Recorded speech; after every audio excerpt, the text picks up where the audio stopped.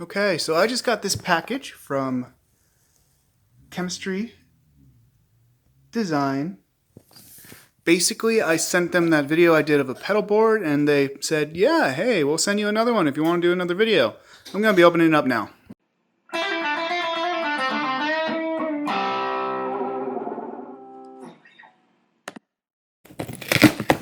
So, opening up the package.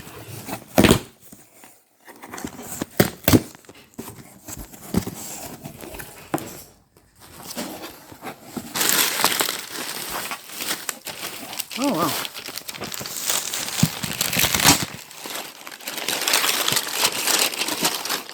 And this is their metal board system. That's pretty cool. And they sent me a brand new metal board case.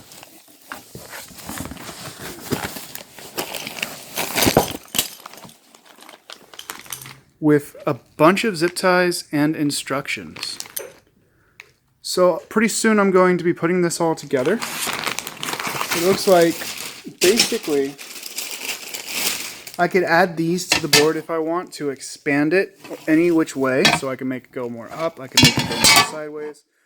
They have some screws and bolts and extra plates I can attach that with. So I'll be messing around with this. I'll record more video of it very soon.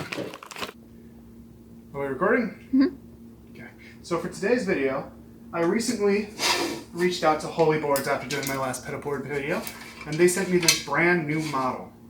For today, I'm going to be working to assemble their newly updated metal Holeyboard, and then transfer all of my pedals from this wooden board onto this new metal one.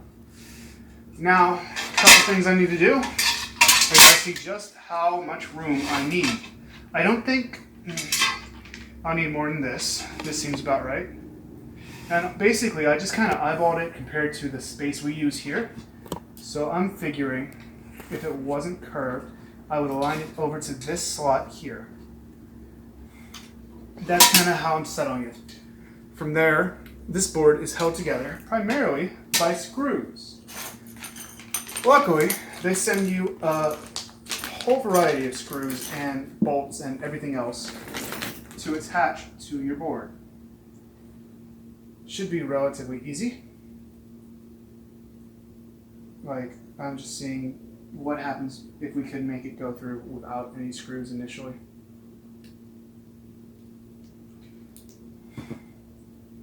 It seems like we get the screw and the washer here. However, we have to take this little spinning section out first before it can be attached.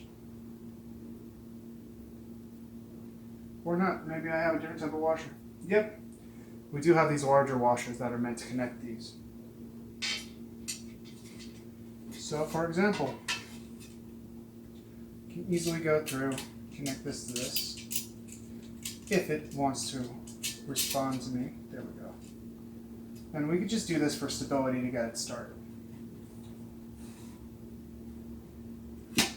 Now then, they also have these pads, which we're going to be using to attach to this portion as well.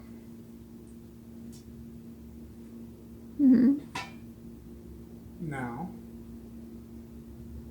if we place that small part inside of here, these smaller screws do fit inside of these pads. So, for example, I can just take this, take my trusty screwdriver, begin turning.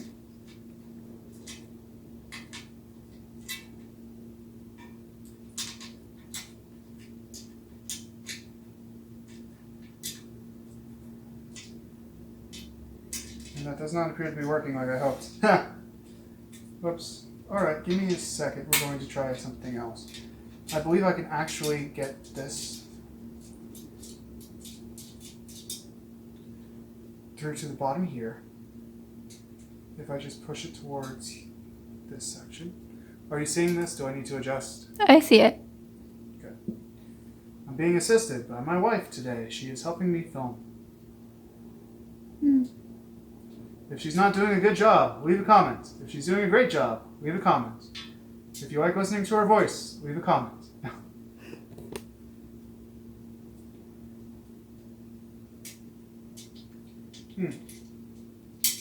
I'm thinking maybe I should reverse.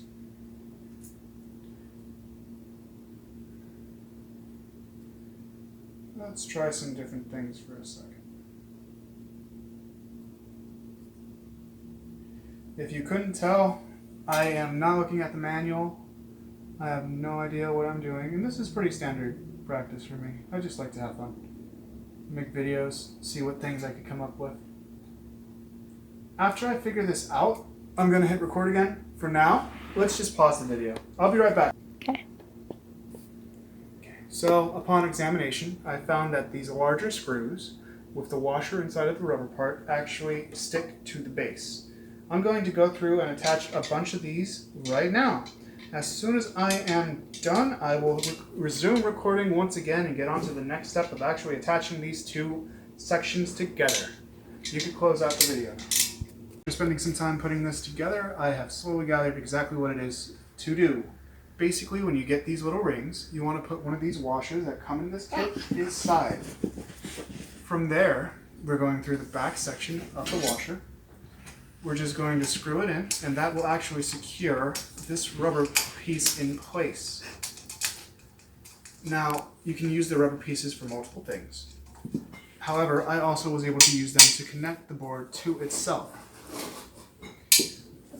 A board kit actually comes with another extender, so if I wanted to add this one on, I'll just line it up the way we need. From there, you just add this piece onto the back, and then it comes with more screws and washers to attach. This is an expandable pedal board, which means that if I ever needed to make it larger or adjust it, it'd be pretty easy to do. Now, once you get it screwed in tight, you'll find that these rubber stops are actually just about impossible to pull off no matter what you do. Then, once you get them all secured in place, it sits comfortably, adjusted to whatever angle you want. Now that I have this board actually assembled, the next part, I'm going to take the time to attach my pedals, figure out how I'm going to spread them out, lay them out, figure out how I'm going to attach my power source, and then move them in with zip ties. Baby.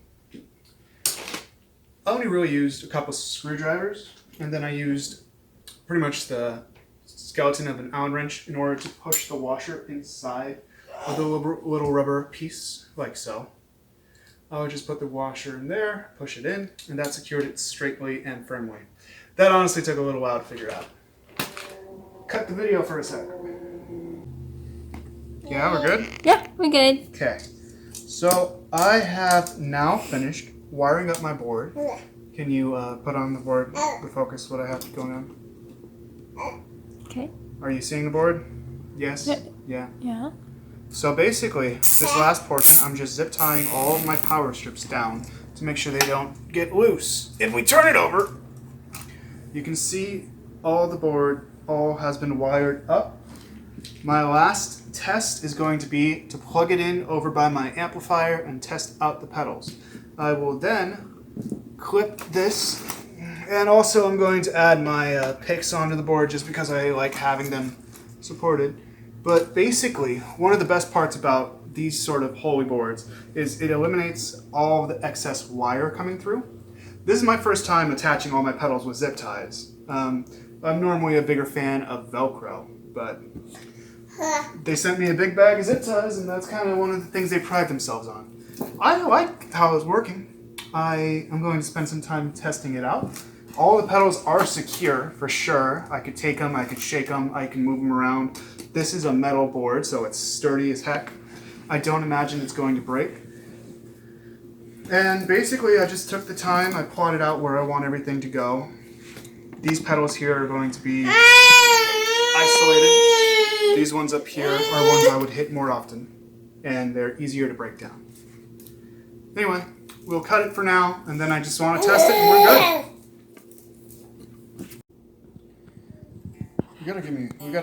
We gotta develop a sign for recording. Like, hold your hand up and make a R for recording or something. Anyway, tuner.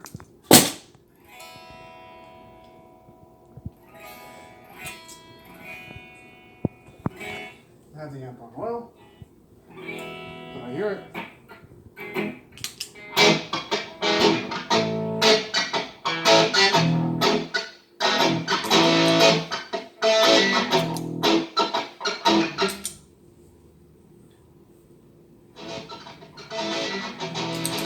Ha! That was not what I intended.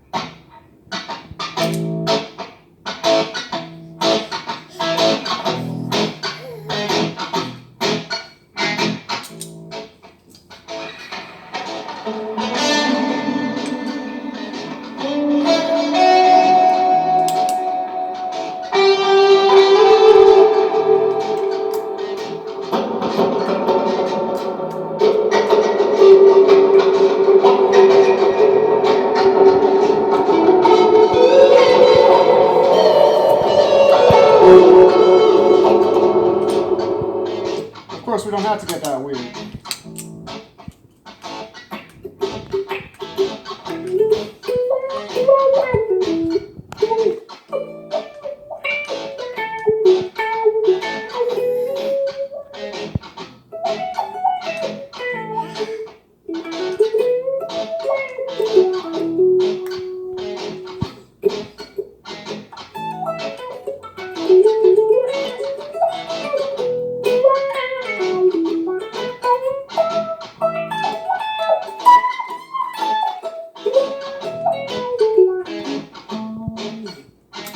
Anyway, there we go.